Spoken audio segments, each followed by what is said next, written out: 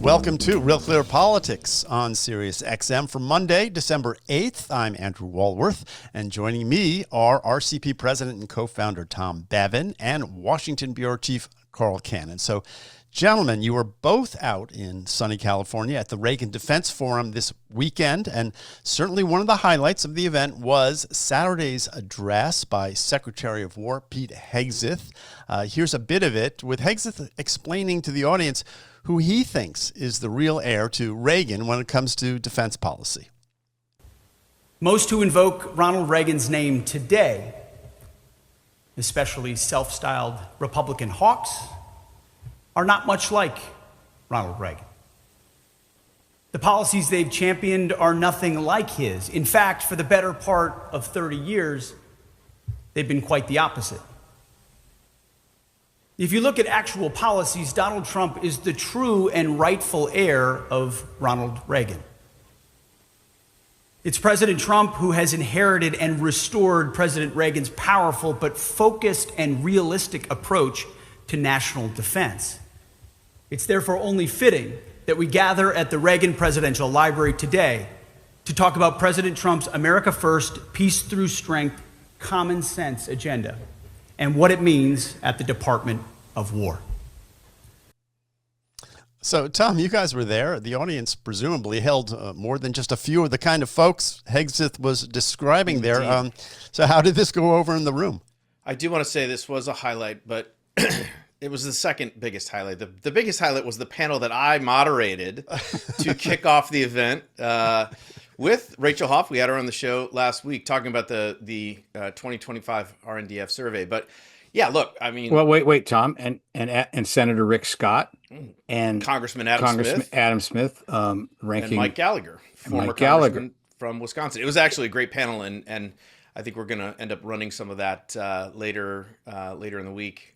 Andy, I don't mean to sound like Trump's cabinet officials who sit there and butter him up and kiss his feet right in the cabinet meeting. But I was there, and Tom did a hell of a good job moderating. So that's my Marco Rubio imitation for the day. Thank you, Carl. But no, Hegseth was the lunch, the keynoter. He was announced just, I think, a day or two before the event. It wasn't clear, so it wasn't that he was a total surprise. But and he got up there and he gave a very aggressive and pointed speech. As you mentioned, Andy, there were, I'm sure, a number of folks in the audience who that his speech did not sit well with. He made a couple of, jokes that didn't really get much laughter. And he gave a 30-minute speech, and then he sat down and he gave a 30-minute interview to Lucas Tomlinson of Fox News. And he tried to make this case that Reagan was the rightful heir. He talked about Trump is the rightful heir to Reagan. I'm sorry, that Trump was the rightful heir to Reagan. And, I think and he was very aggressive in his defense of their policy on the Venezuelan, drug boat attacks, and lauded Trump for all the peace agreements that he has brokered over the last, 10 months or so.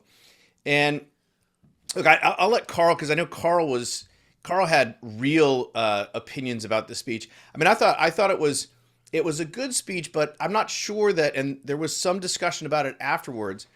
And the thing that Hegseth mentioned too, is that Reagan only used the military twice while he was in office, right, Carl? It was Grenada and Beirut, and he was trying to make the case that, look, Trump has used the military sparingly. He used it in Iran.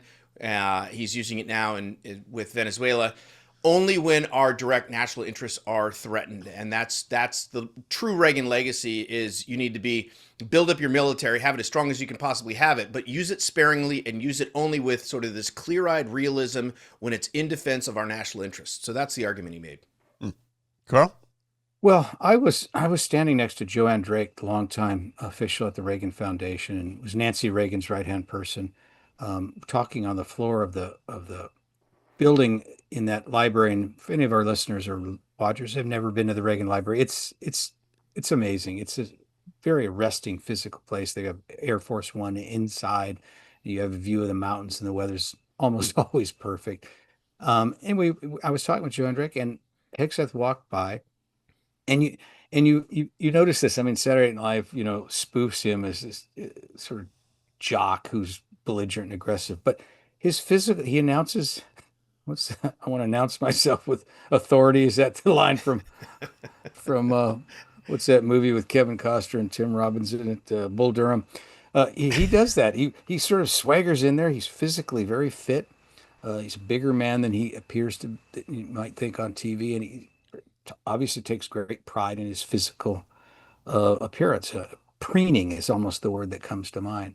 But he's this very self-confident person, and most Americans are not put off by that. I mean, I get that. George W. Bush made a joke about it at the convention in New York. He said, people call this swaggering. In Texas, we call it walking. And Hegseth's not from Texas, but he might as well be. But then he got up there, and really he gave a campaign speech, and I thought it was misplaced. He's making his argument and Tom laid it out. I think on the argument he's half right, and I'll explain why in a moment. But that clip you played, Andy, there's a couple of tells in there. The first is he says, in fact, when he's actually offering a very minority opinion that's a stretch that Trump is like Ronald Reagan, and he called the people who he's talking about George W. Bush and that whole administration self-styled hawks. That's not how these people describe themselves as nobody's, they don't describe themselves that way. They describe themselves as political realists who think America ought to lead in the world, and that's what that poll that was released, and then we talked to Rachel Hoff about it on, was it Friday? That's what that poll showed. Americans do want a majority of Americans want this country to lead in foreign policy. They're not isolationists. And then a part of Hegseth's speech I couldn't hear. There was this whirring sound in the back, and I thought it might have been a broken vent in the HVAC system. And I went out back and to see, and it turned out it was the sound of Ronald Reagan spinning in his grave that distracted. Please. Jeez, Cannon. That just came to me, guys. That's a good one. I like it. Okay, yeah. But here's where I think Hegseth's half right. And I think he ought to announce, it's not his nature, but he ought to make this, if he made this case actually in a more humble way, in a less didactic way, he would actually get people to listen to him better. It was an example where the belligerence and the kind of shrieking tone, it actually gets in the way of the message, because what he's making the point is that stylistically, Trump is nothing like Reagan. He boasts incessantly. Reagan would have just blushed at one day of Trump talking about himself would be equal entire career of Reagan, including his Hollywood years of him talking about himself. And so, and he just doesn't. They're just so different. Mm-hmm. And one guy had class, the other guy, whatever. But Hegseth's central argument is that George W. Bush, who did sort of see himself as Reagan's disciple, a word that Hegseth used, and my father and I wrote a book together called Reagan's Disciple, comparing George W. Bush to Reagan. And Reagan was, Hegseth's right about this. Reagan was very chary about the use of American military forces, but especially in Latin America. And this thing that they're doing in Venezuela is not something Reagan would have done. And, George H.W. Bush went along with the military plan to go, kidnap Manuel Noriega, the dictator who led Panama, bring him back here and put him in prison. Reagan refused to do it. And Reagan would say in these cabinet meetings with his cabinet officials, he had this line, Reagan had a tape, and he would say the same thing over and over again. And he said, they call us the Colossus of the North. And he was talking about Mexico and Latin America. How will this play in Latin America if we do this? So Reagan would not have done in Venezuela what Trump's doing. And we know this because he didn't do it. Mm-hmm. The other thing that's very different about them is how the just casual way Trump negotiates with Vladimir Putin. There are books by John Matlock, my father's books, my dad's Lou Cannon, if you hadn't guessed. His books go into the extensively painstaking negotiations between Ronald Reagan and Mikhail Gorbachev, in which the State Department and Reagan and the White House argued over every single word that would be used in these negotiations, everything that would be signed, things that seem benign to an American audience James Baker and George Shultz and these people would explain to Reagan, and Matlock would explain to Reagan how it would be viewed by Russia, and they were very, very careful with their prose. And Andy, you went to Tufts, you care about diplomacy, you have a degree in it. Reagan conducted diplomacy, and what Trump is doing is this sort of seat of the pants style of negotiating over Ukraine and Russia. Reagan would have been appalled by that. So Hegseth, I say he's half right. He's probably 20% right, but he's right about one thing. Downgraded him to 20%. Yeah. As I'm talking myself out of it, look, I should be quiet now, or it'll be 10% soon. Go ahead, Tom. That George W. Bush, did campaign on a humble foreign policy in 2000. I mean, that was, now obviously events intervened, and well, the event you're talking about was the worst attack on this country since Pearl Harbor. Yeah. I understand. Yeah.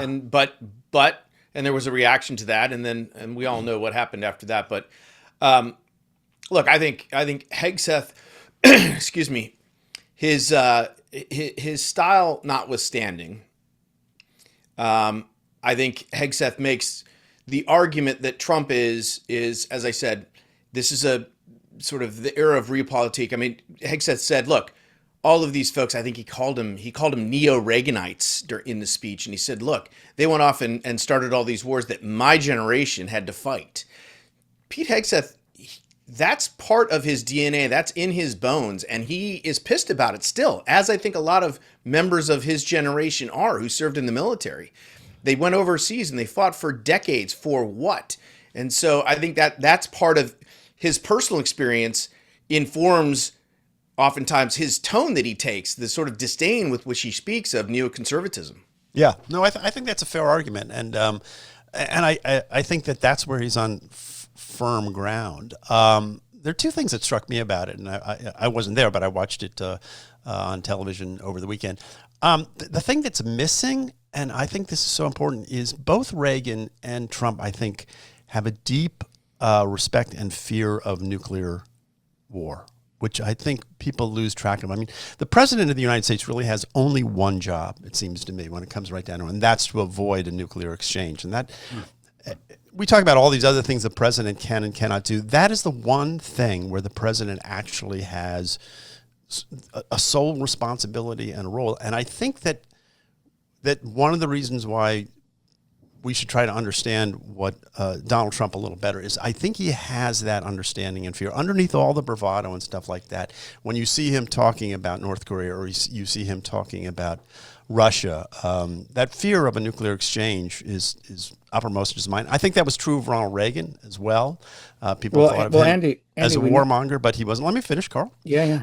And then, but the second thing is this new national security strategy that they've come up with, where they're talking about the importance of the Western Hemisphere as opposed to sort of global engagement. And there, I think there's a big divergence. I don't think Ronald Reagan would have gone for that in 1,000 years. And I think as the world became more and more knitted together over Reagan's administration and through trade and stuff like that, that I don't think Ronald Reagan would be talking about how we have to defend our hemisphere at the expense of the rest of the world, especially at a time when Russia's launched the largest land war in Europe since World War II, and China is eyeing Taiwan. I think that I don't think Ronald Reagan would be sort of viewing the world as sort of regional power blocks. I think what Trump is doing there is inviting, not dissuading China and Russia from action. So that's my thought. Carl.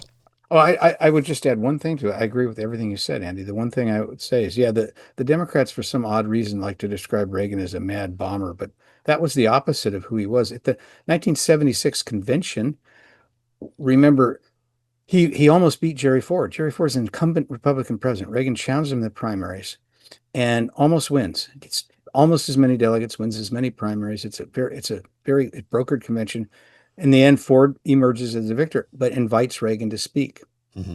Reagan went up and gave an impromptu speech, and what he talked about, Andy, what you're talking about, nuclear Armageddon and the desire and the absolute need for us to avoid it. That's all he spoke about. So this was foremost in his mind. You're absolutely right, and to the degree that Donald Trump and he reminds people, Russia has what did Obama, dismiss Russia, a gas station with nuclear weapons? Well, that's an odd slur because the nuclear weapons is the operative part of Right. that equation. And that's what and Trump does remind people that. And of course, this madman Putin reminds people of it too. So I agree with what you said, Andy. Okay. Well, I want to talk about something else happened on television this weekend. Marjorie Taylor Greene was on 60 Minutes last night, Sunday night, talking about Trump and her fellow Republicans. Here's just a little bit of that conversation she had with Leslie Stahl. Behind the scenes, do they talk differently? Yes. How? Oh, it would shock people. Well, let's shock people. Okay. I watched many of my colleagues go from making fun of him, making fun of how he talks, making fun of me constantly for supporting him, to when he won the primary in 2024, they all started, excuse my language, Leslie, kissing his ass and decided to put on a MAGA hat for the first time. Walking away from politics, boy, we're seeing a lot of Marjorie Taylor Greene in sort of unexpected places these days. But what do you make of the 60 Minutes? For someone who spent years bashing the fake news, she's eager to go on shows like The View and CNN and 60 Minutes to give her side of the story. So, look, is it shocking that members of Congress make fun of Trump behind his back? No, not really. I think that's been true for a while. I do think, what's interesting about what she talks about there is, there was this sense that maybe DeSantis could dethrone Trump, but it was pretty clear early on that wasn't going to happen. And once DeSantis had sort of been dispatched, it fully became Trump's Republican Party. And all these folks who were, I think to her point, who had been skeptical of MAGA or had made fun of MAGA became MAGA. And that's been one of the differences in Trump 2.0 there's been much less resistance within his own party to his agenda. He won a resounding victory. And I think the Republican Party has been united in trying to pass his agenda for the most part. Yeah. But Carl, she drew this distinction that she says she's America first, not MAGA. She was pressed on that, sort of what that meant, and she just sort of kept going back to that. America only. She says not just America first, she's America only. Well, yeah, she said that in this interview. She was talking America's first. I don't think she used the term America only. But to Tom's point, she's sort of drawing a distinction between being MAGA and being America only or America first. I mean, is this a split within the party that we should keep an eye on? Well, I don't think so, but I think the distinction she's trying to draw is between being loyal to Trump personally and being loyal to the ideas that Trump's talking about, America first. I'm not sure that it's actually an interesting question whether this movement survives this guy. Liz Cheney called it the cult of personality. If that's true, then maybe it doesn't. If it's a new populist movement and it's taken over the Republican Party, just the way Ronald Reagan took over the old country club Republican Party and made that party in his image, maybe she's right about that. But, the self-serving aspect of this show where she's going on these liberals shows of people she used to just denigrate, people in the party didn't make fun of her because she supported Trump. They made fun of her because she spread, anti-Jewish tropes and talked about alien space lasers, and because she's never had any kind of regulator on her mouth, and she's just, says whatever comes into her mind. I don't know what she's positioning herself to do now. My guess would be get a talk show, but maybe you guys, Tom thinks she might be eyeing a presidency. I don't know about that. I mean, okay. Well, why not? What is she doing though? I'm curious. What's the point of this? Going to sell a book, I assume that, but what else? I'm sure she's teeing up a book, or she'll go on the speaking circuit. I'm not sure what prospects she has in terms of electoral politics moving forward. I mean, yes, she could run, but I'm not sure how far she'd get, or whether it would just be just a sort of, I was going to say suicide mission is not the right word. No, she'd be after Nick Fuentes quixotic wing of the party. Yeah, I mean, Yeah. it'd just be futile. Well, she did say something else which caught my eye, which was that she said that in the wake of Trump calling her a traitor, there have been threats on her life and her son's life, which is kind of frightening and has the ring of truth to it. I mean, in terms of lowering the temperature at this point, does she have a point, Tom? Well, what was interesting about that is she said that she sent those threats directly, passed them along to Vice President Vance and President Trump. And Vice President Vance responded to her and said, "We'll look into it." Mm-hmm. And she said she couldn't even say what President Trump responded. She said, "Let me just say it wasn't nice. Mm-hmm. It wasn't very nice at all." So you can just kind of fill in the blank. I mean, that's once again, J.D. Vance is showing a little bit more empathy to his, adversaries and frenemies. Carl's talked about that moment in the debate with Tim Walz where he was sort of sincerely turned to him and said, "Oh my gosh, I'm sorry to hear that your son was involved in a school shooting." So Vance is the one who's showing the empathy here, and Trump is, as Trump is wont to do. I mean, once you cross him, I mean, he is, he holds grudges, but he should not have called her a traitor. Let's just say that out loud. That's not acceptable. Well, it was a handy nickname, Carl. Well, and what does Trump like better than a nickname? Yeah. Well, I don't know, this idea that there's been threats on her son's life. I find that sobering, and you would absolutely wish for more from our president when it comes to that sort of stuff, I think. Anyway, we're going to take a quick break, guys. You're listening to Real Clear Politics on Sirius XM. I'm Andrew Walworth. I'm here with Tom and Carl. We'll be back with more right after these words.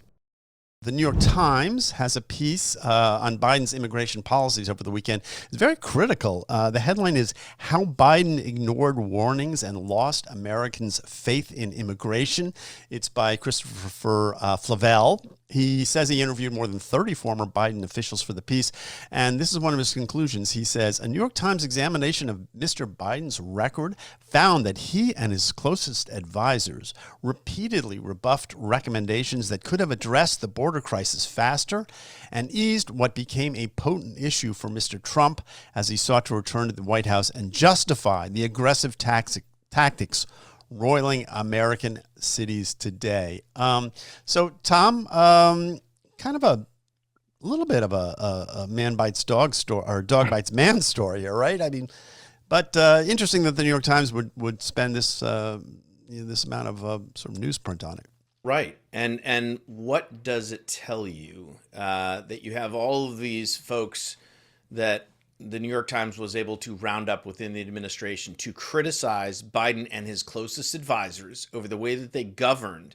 And the story says, look, they were warned about this before he even took office. And he and his closest advisors basically ignored their recommendations. It's a recognition that the Democratic policy on immigration for the last 4 years has been a failure. And I think many Democrats you've seen take that position. J.B. Pritzker just said the other day, well, the border's secure, that's great.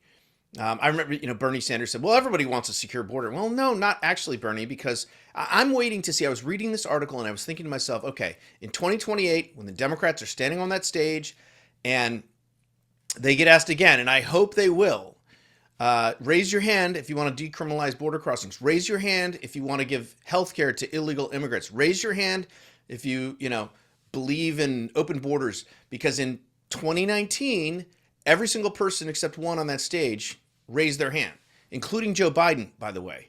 And so I think this might be a little bit of trying to recalibrate Democrats' position on immigration. The New York Times is trying to help Democrats do that by gathering up all these sources that are now criticizing the Biden administration.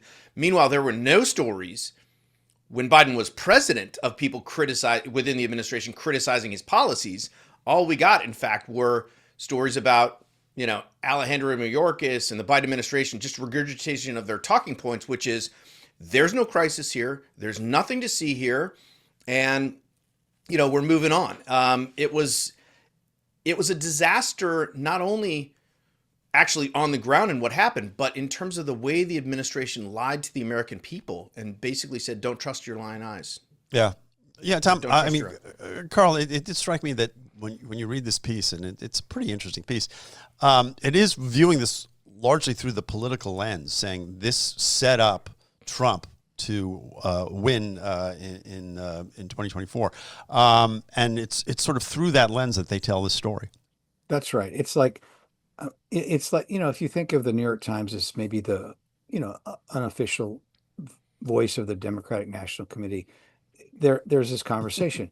How did we get to this place where ICE, these masked men are going around arresting people, and we hate it. The American people a plurality of Americans like it, or at least tolerate it. Um, what happened? Oh, well, we had this idiot president. It's his fault. But Tom's right.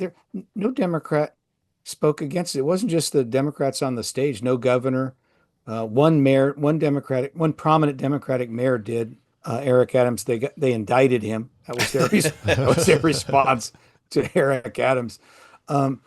This was the Democratic Party's position, essentially open borders. But to Tom's point, they wouldn't be honest about it. They wouldn't say that's what it was. They let 8 to 10 million people. We don't know how many people they let in. They just and more than that, signaled with speeches and stuff they were saying and things they said in the campaign and things Joe Biden said as president, that it was okay to come here without papers. And Trump. A big part of the reason they did that, the Republicans would tell you, well, they just want to bring millions of people in and convert them into Democrats sooner or later. And some Democrats every once in a while admit that's what they're doing. But in Biden's case, I think the motivation was because he'd always supported an organized border. Was Trump Trump ran against it. Trump talked about his big, beautiful wall. Trump set up Remain in Mexico. So anything Trump did, we're going to oppose. And the problem with that thinking is that I was very critical of how Trump spoke, particularly about Mexican immigrants when he ran for president the first time. I wrote a piece about it. I talked about it. People, there were reason to be concerned about how he was speaking. But Remain in Mexico was a success. And the idea was that this so-called refugee program, which is supposed to design people who are fleeing ethnic or religious persecution and can prove they'll be harmed if they go home. It was just basically used by the NGOs, the lawyers, and then eventually the Democratic Party as a get in the country free card. It was not a scam as much as a loophole so big you could drive 10 million people through it. Trump figured it was a riddle, but you don't want to get rid of the refugee program, which is actually an act of Congress, and you do want America to still be a beacon for people who are fleeing religious persecution. So what do you do? What he did was he set up this program where in Mexico, you will be vetted. There will be a process. That turned out to be a deterrent. A lot of these people weren't willing to do that. And when they got rid of that executive order, I think it was probably Biden's first day in office. I can't recall. That just opened the gates. Yeah. And the New York Times to basically say now the Democratic establishment trying to warn Biden, but he and Mayorkas and his son named they were stubborn. That's wrong. Right. It was the Democratic Party policy. It really was. Can I add one thing, Andy? Sure. What's interesting is if you go back and look at after Romney lost to Obama in 2012, the Republican autopsy, right? They interviewed a bunch of people and they came out with this document saying what the Republicans need to do is favor immigration reform. They need to really speak to Hispanics. They need to take a more lenient position. Romney had this, self-deportation thing, which was, caricatured and made to seem silly. But that was the official position of the Republican Party is to broaden the tent. The only way to do that is to win Hispanic voters. The only way to do that was to increase immigration, be more lenient on immigration. It wasn't really increasing immigration, Tom. It was talking about it differently. It was getting rid of the racist. Whatever. Come on. Right. Yeah. The point is, Donald Trump comes along and proves the establishment wrong. So here you have the Democratic establishment, and they think, again, the way to win more Hispanic votes is to let more folks in and be lenient on immigration. And what happens? Well, they got Trump elected. Again, it turns out people keep telling our elected leaders, they want immigration. They want strong borders. They want a sensible immigration policy where we keep out the bad guys and we don't just let people in willy-nilly, right? We're still in favor of immigration, but we're against illegal immigration. And Democrats thought by doing this, they were going to win Hispanic voters. And guess what happened? Trump ended up winning Hispanic voters, a huge share of them, more than any Republican, I think, Since Reagan. Since Yeah, Reagan. okay. To channel Pete Hegseth. Andy's had enough of my No. diatribe. I'm just following the logic and the parallel here. It would seem to me that one observation or one conclusion might be that this time, just like the Republicans got it wrong last time, the Democrats may be getting it wrong this time as well. New York Times is sort of putting this out there, I think, as a way to say, look, the Democrats should follow a tougher line on immigration. But Zoran Mamdani has not gotten that memo. He was putting out a video this weekend explaining to immigrants, illegal immigrants, what their rights were and how to sort of evade ICE. The energy is all on that side of the Democratic Party. Maybe they aren't going to pivot towards a Bevin policy on immigration. They're going to go deeper in the opposite direction, and maybe that's the winning formula. Carl, what do you think? I'm skeptical that that's the winning formula. I think Mamdani is he's 34 years old. He's never run anything. He's got very far left views. He speaks about Israel in a way that would have been disqualifying 10 years ago. And he's You don't think he's the future of the Democratic Party? I don't think so. And here's why I say that. We're talking about this. We're talking about Mamdani in the context of immigration. He himself he's not born in this country. His parents came here. His parents came here legally. They came here. Why they hate America, I can't imagine. They've really prospered here, but that's another discussion. This country has accepted between 1 and 1.5 million legal immigrants every year since I covered the White House. We have more than 40 million American citizens who are foreign born. When we talk about tough immigration, we're not talking about Trump might want to do it, but nobody's talking about, eliminating legal immigration. You're talking about people who cut in line, who you don't know who they are. They don't have to swear an allegiance to the country the way legal immigrants do when they get their American citizenship. They just come mostly for economic reasons. Let's be honest. And I don't think it's a winning formula to say that between 1 and 1.5 million new foreigners is not enough every year, and we have to have open borders.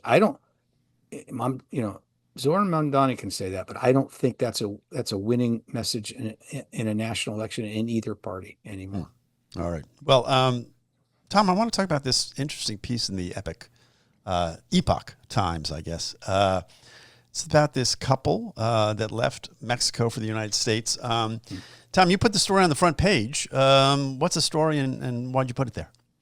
Well, I thought this was an amazing article, and I recommend it to everyone. We ran this along with the New York Times piece that we just discussed, and this is an opinion column, but the author, it's a true story. Obviously, she changed the names, I think, to protect these folks, but the story is that this woman had a child with a man, and then she ended up marrying someone else and had a baby, and they were just not getting ahead in Mexico, and so they did what many, many families have done, right? Make the trek across the border for a better life, as Carl just talked about.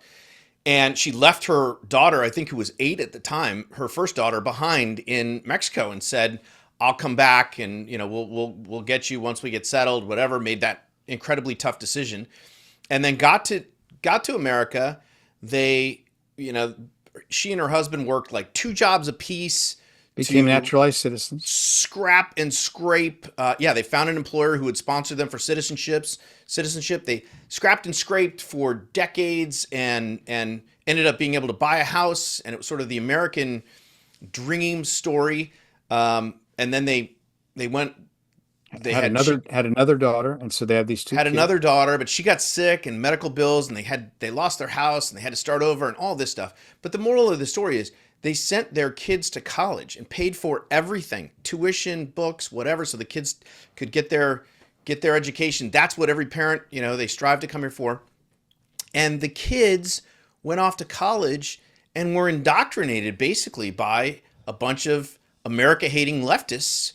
And so their kids ended up hating America, the country that, as the title of the piece says, the country that saved them, the country that their parents gave everything for and sacrificed everything for, and were able to make this sort of dream come true for their kids. And their kids end up looking at America like a lot of young kids do coming out of college and thinking it's a terrible, horrible place.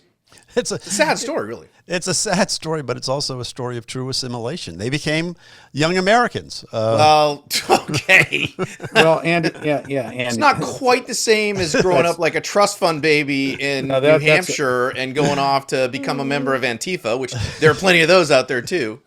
Tom, Andy's being puckish there. I understand, Carl. The point is that this is a story writ large, and you don't have to. It's not just immigrants. It's people, working class Americans, send their kids to college, and it doesn't start in college. It starts in the high schools, and these teachers, this whole cadre of teachers, hundreds of thousands of them, have gone to these schools of education and been taught all the whole cant, colonialization, white supremacy, the victim or oppressor model, and we're educating a whole generation of people to dislike their country. And I think it's a scandal. It's maybe the story of our time. We wonder, when Hamas attacked Israel and slaughtered all these people, everybody over 40 was appalled, and people under 40 were saying, well, it's an occupied territory, you have to do what you have to do. It was a generational divide that speaks to a core rot in our educational system. And I mentioned this before, but this story really exposed it in a kind of a heartbreaking way. Yeah. I think it's even more pronounced because it is the story of immigrants. I mean, if you listen to Marco Rubio tell his story and the way his family came here with nothing, and how his dad and mom, I think his dad was a bartender, and they worked 2 jobs, and he ended up becoming a United States senator. His reverence for America and for this being the land of opportunity is so great. And the younger generation obviously is being taught and indoctrinated something completely different. Yeah. All right. Well, guys, I commend this story to people. It's pretty interesting. You're listening to Real Clear Politics on Sirius XM. I'm here with Tom and Carl. We'll be back in a moment. But before we go, listen to this. We are all looking for ways to make more money, but let's be honest. The idea of learning something new, taking on more risk, or working harder, nobody wants that these days. And that's where TrueTrade comes in. Their AI-driven technology enables you to generate income passively without risking your own capital, wasting your time, or needing years of experience. TrueTrade has created institutional-grade software, the same type hedge funds and big banks use, but now it's available to everyday people like you and me. And here's the best part. They'll even guarantee your trading capital. We're talking about hundreds of thousands of dollars that you can trade with. And I don't know about you, but that kind of funding could be life-changing.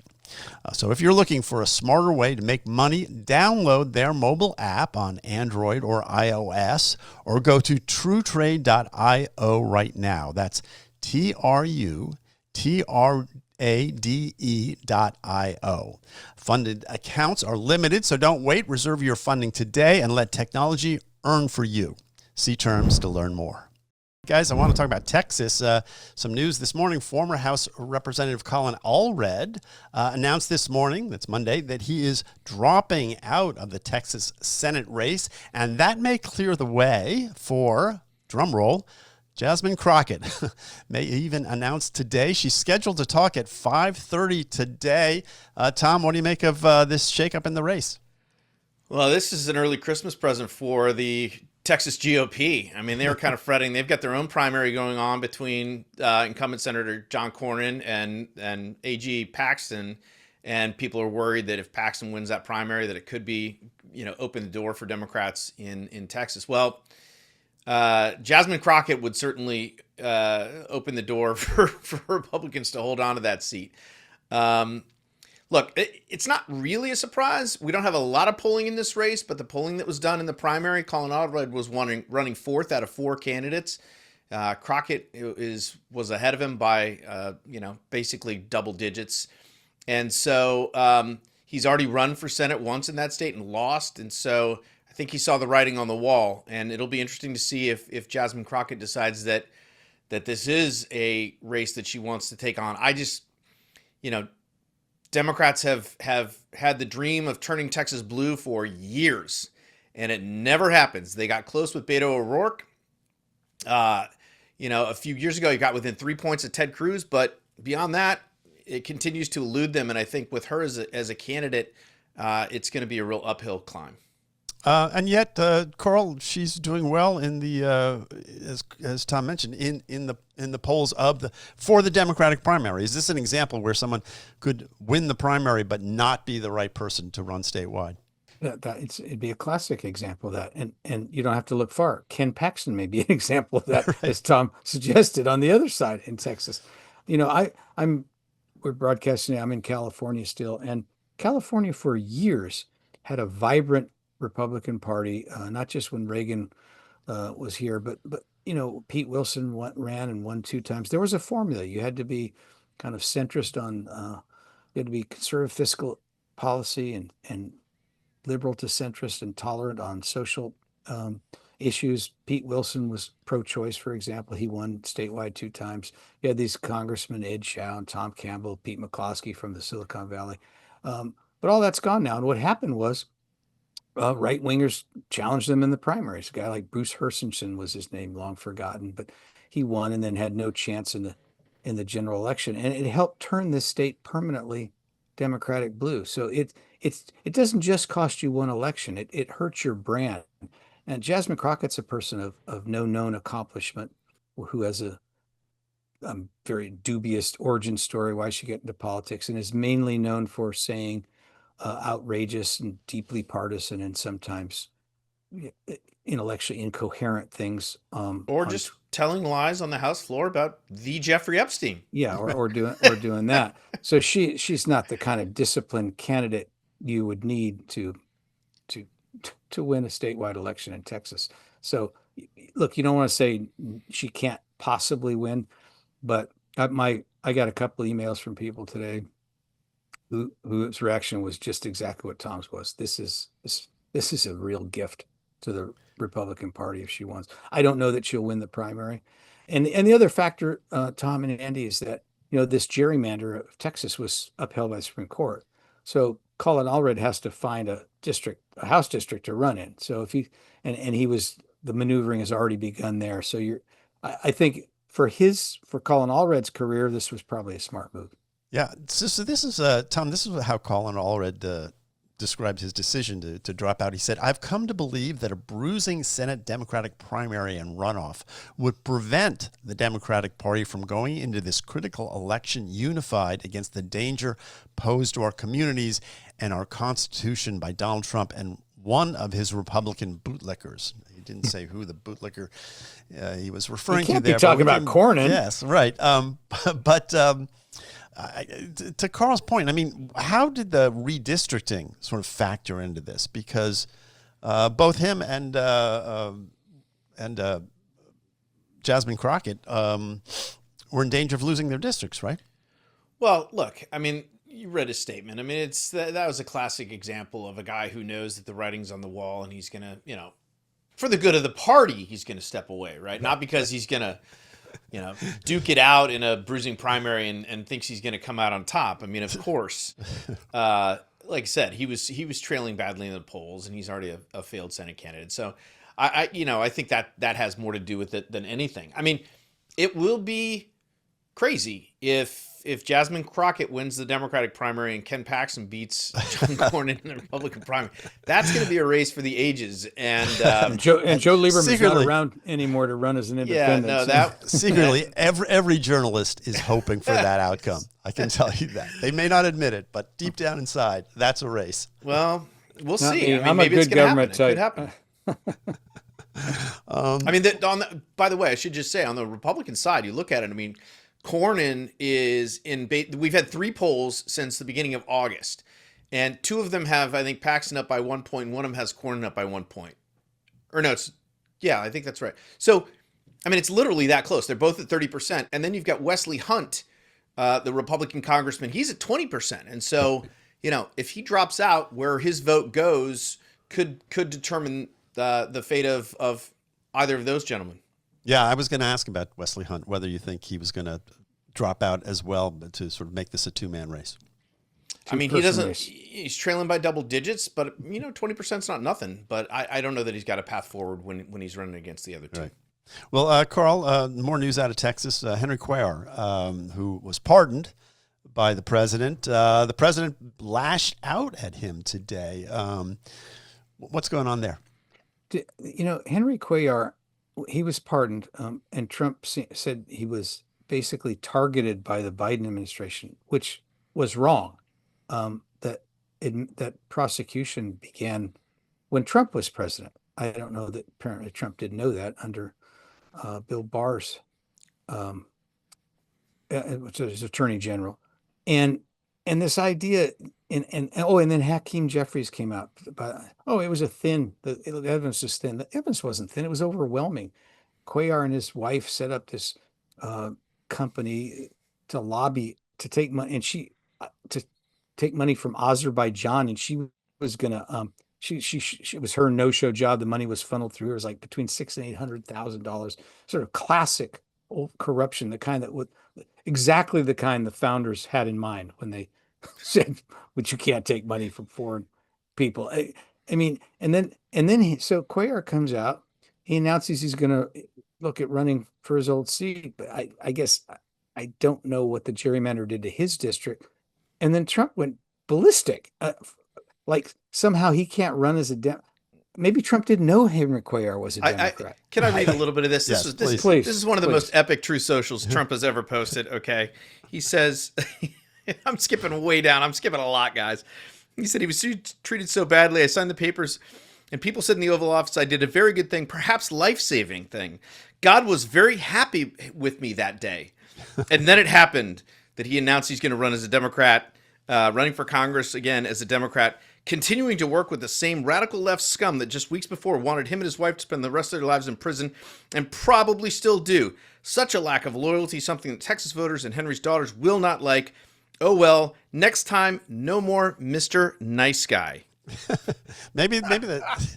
Can you revoke a pardon at this point? And this is how he talks about the presidential pardon system and how he thinks about it. It was a very revealing and disturbing thing, even by the standards of Trump.